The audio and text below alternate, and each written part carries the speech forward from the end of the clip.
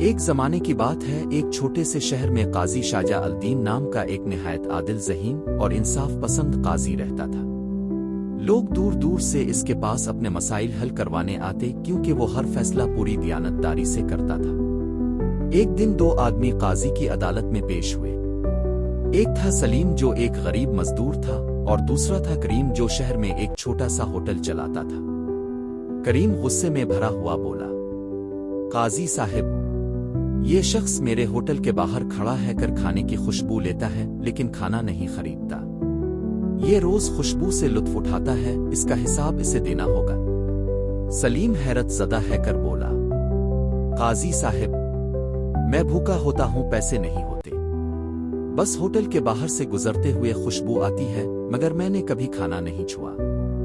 کمران عدالت میں سرگوشیاں ہونے لگے۔ کچھ لوگ ہنس رہے تھے، کچھ حیران تھے، مگر قاضی شجاع الدین خاموش بیٹھے دونوں کی بات سنتے رہے۔ پھر قاضی نے اپنی میز سے 3 چاندی کے سکے اٹھائے اور سب کے سامنے ایک دوسرے کے اوپر ٹکرانے لگے۔ چن چن چن، سکوی کی آواز گونجی۔ قاضی نے کہا، کریم، کیا تم نے آواز سنی؟ کریم نے کہا، جی بالکل سنی۔ قاضی نے کہا، یہ آواز ان سکوی کی قیمت ہے جو کھانے کی خوشبو کی قیمت کے برابر ہے۔